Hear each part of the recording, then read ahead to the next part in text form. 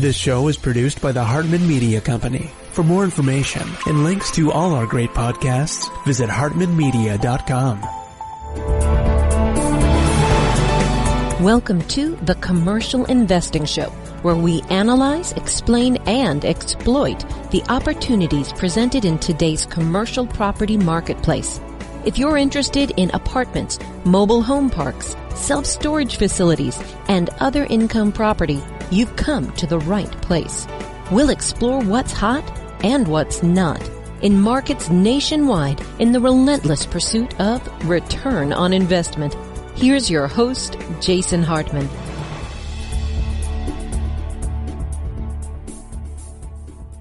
It's my pleasure to welcome Ken Van Liew to the show. He is the author of The Modern Wealth Building Formula.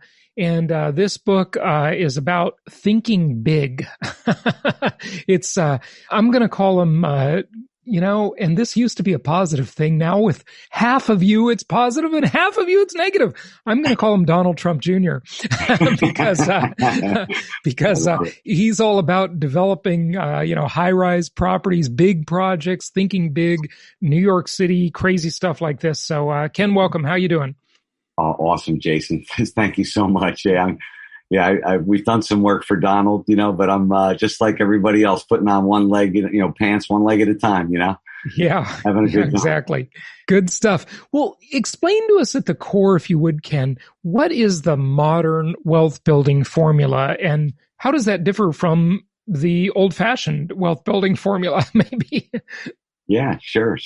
It's literally a combination of, extensive real estate experience, a little bit of school of hard knocks on the MBA side, after a few master's degrees and a lot of personal development with guys like Tony Robbins and Jack Canfield and all that kind of good stuff. But, starting out with $10 a week and, after a six pack and washing my clothes, was always a challenge for me. Thank God I had the meal plan. But, after, a 6-year plan, I went out on a journey and I created a formula that created, modern wealth for me early on in age before I, was financially free, and had the wherewithal to kind of move it forward.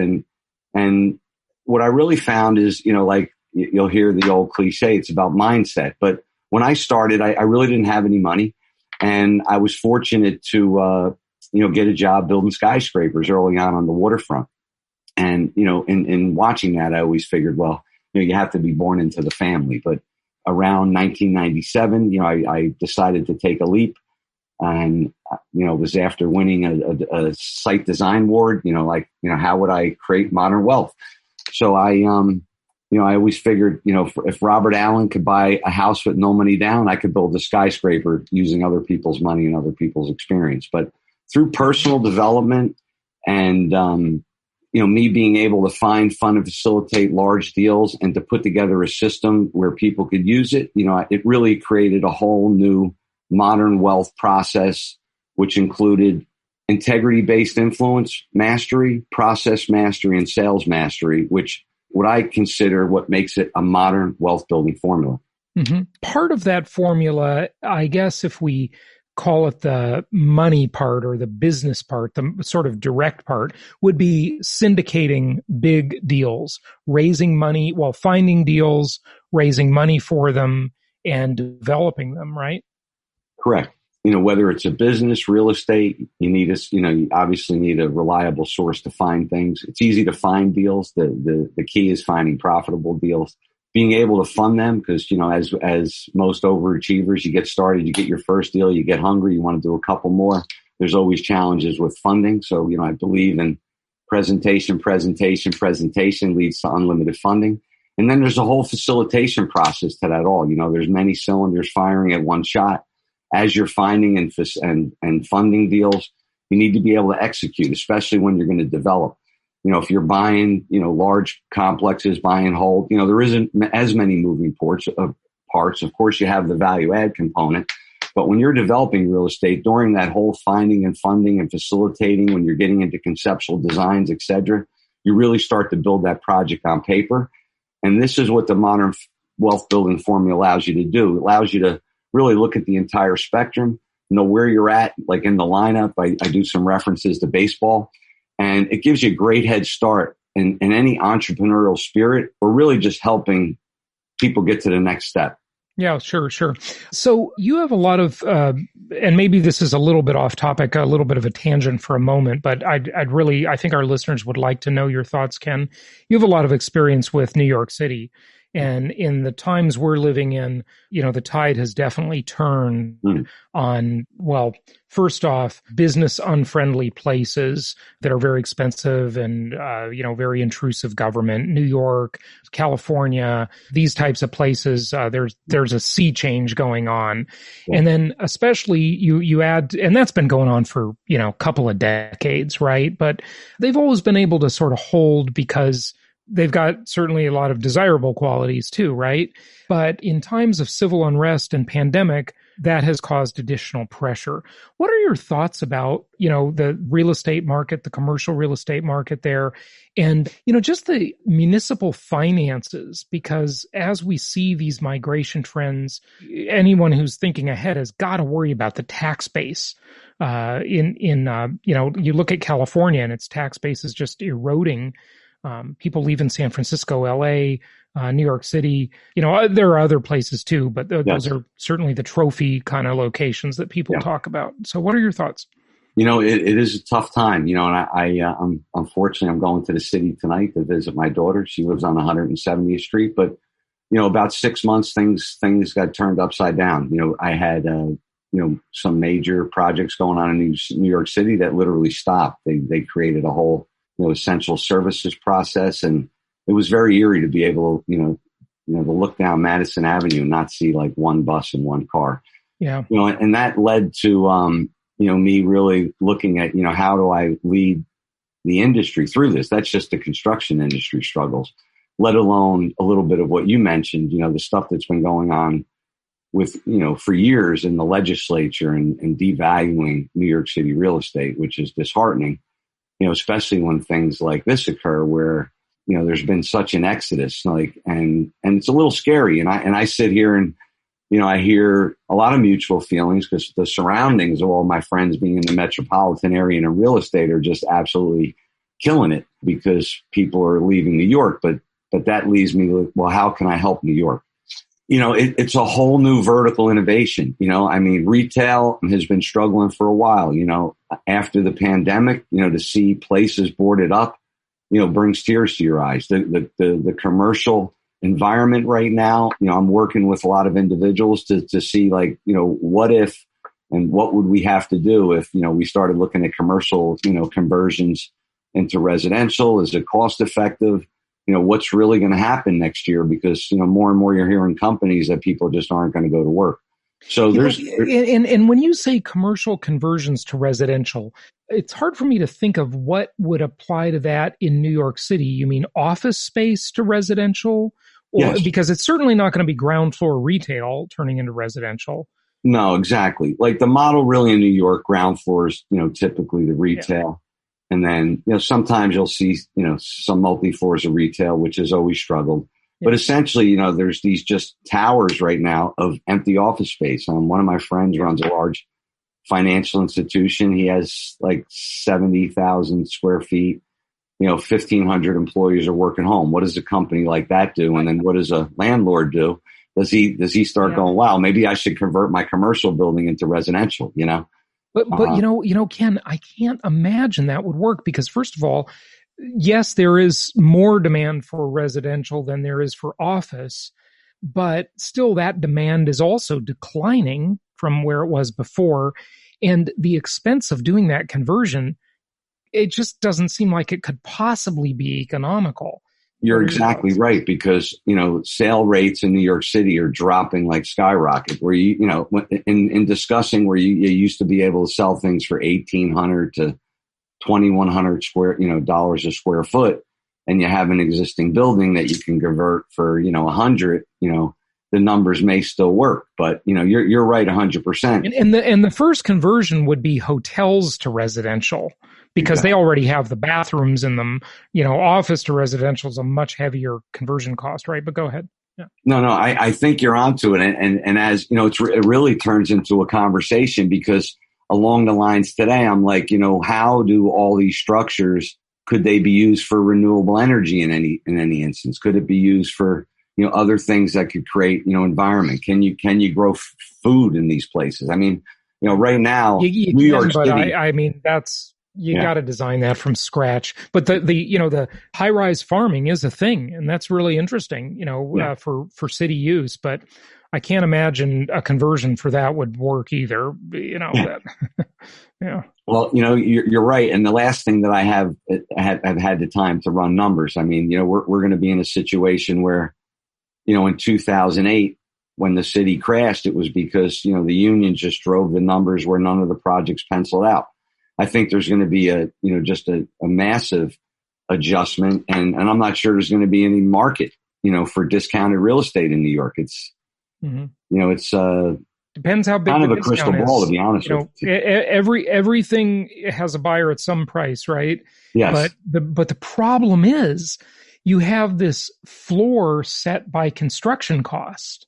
Yes. And nobody's selling below construction cost, or at least not much below construction cost. So the conversions just won't occur because if, the developers will never do it if it doesn't make sense, right? That is correct. Yeah, it's a real tough cookie to, to see how this is going to roll out and what's going to happen. It's just a real question mark, isn't it? Yeah. And, I hope, that it doesn't get more unrest. It's just that, it's kind of silly. Like we really need to, one of the micro distinctions I made yesterday, was, it's no longer, focusing 10% on the problem and 90% on the solution. We got to go like 1% on the problem and 99% on the solution, Yeah, you're right. You mentioned Madison Avenue. Do you think that, the thing that it seems like it would be the decision maker on whether or not those retailers that have had their glass broken and their stores looted, some of these are high-end, beautiful, or maybe I should be saying Fifth Avenue, actually, but whatever. I don't know New York that well, but Fifth Avenue is where the shopping is more, right? And so it seems like it won't even be a decision of the retailer of whether or not they want to reopen. It's going to be a decision of their insurance provider and whether or not they can get insurance again. And I would imagine that if anybody's going to insure in these areas, they're just going to charge through the nose, right? Yeah, the insurance business is definitely thriving right now, and that's another whole game. But yeah, I think you hit the nail on the head because, the other market that's really getting hammered is the whole hospitality, and the biggest thing that I keep hearing is it's the jumpstart, like, just to stock some of these restaurants to get moving again. You got to put down $150,000 just to get the liquor stocked up, so to kick these restaurants off again, the same thing's happening for these retail stores.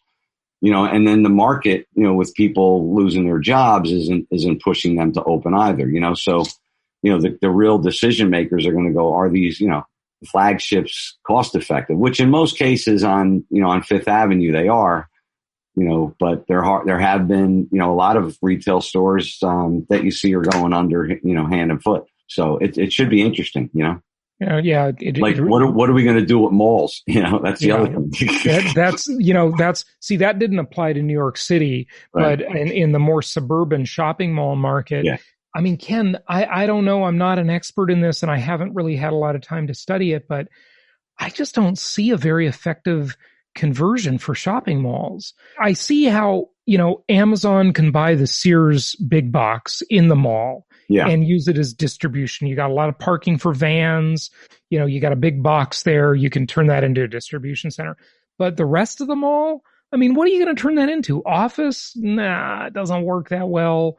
Residential? Nah, it doesn't work that well. I mean, I just don't know what works in there. And maybe I'm not seeing it, or I haven't seen the conversion plans that would work. Certainly you can bulldoze it and use the land, but that's hugely expensive to just start from scratch, right? Yeah, and some of the ideas that I originally had, you see some of the things they've done in China, but some of those places there are also vacant. So whether you try to create some type of destination with a footprint that you already have, I don't think you'd ever hit the highest and best use. And it's not like those, mall sites are going to go cheap, Yeah.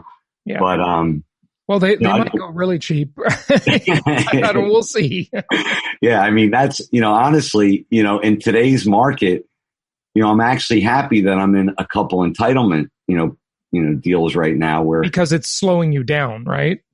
Well, it's slowing me down, but it's still positioning for nice value, with markets that I think, are still there, Mm-hmm. But it's very select. Self-storage is doing real well. Industrial still, killing it in this area. Mm-hmm. And residential strong outside. That's interesting you mentioned self-storage. I'm glad you brought that up because I've looked at that asset class extensively. I have not done a self-storage deal yet. So far, I really just like housing, but I'd say after housing, self-storage is my second favorite. Right. And I like housing in the form of single family the most, and then apartments, and then mobile home parks. But, I kind of wonder how self-storage will fare ultimately. And here's what I mean by that. Just thought experiment with you for a moment.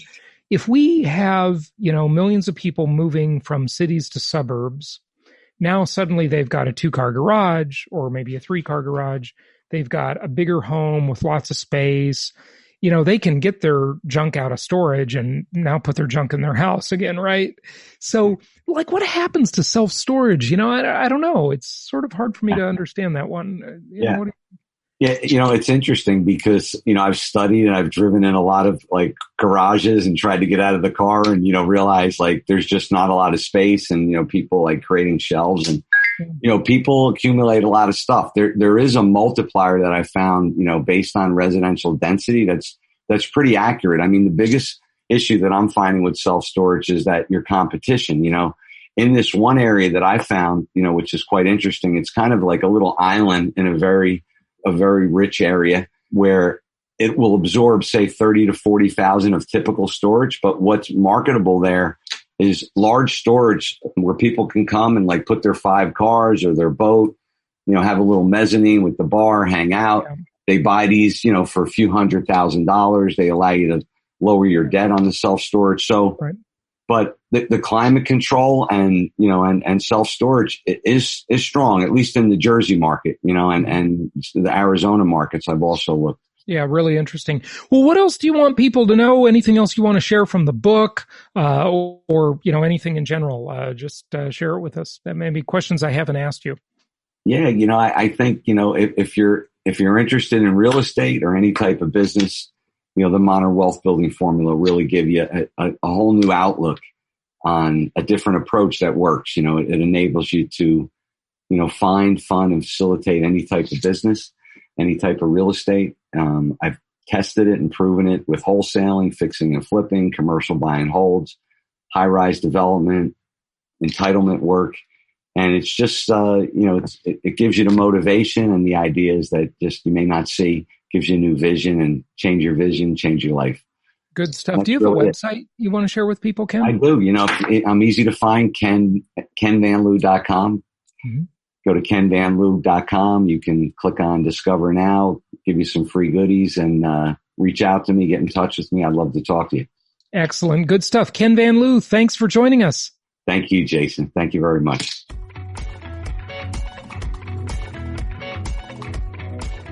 Thank you so much for listening. Please be sure to subscribe so that you don't miss any episodes. Be sure to check out the show's specific website and our general website, hartmanmedia.com, for appropriate disclaimers and terms of service.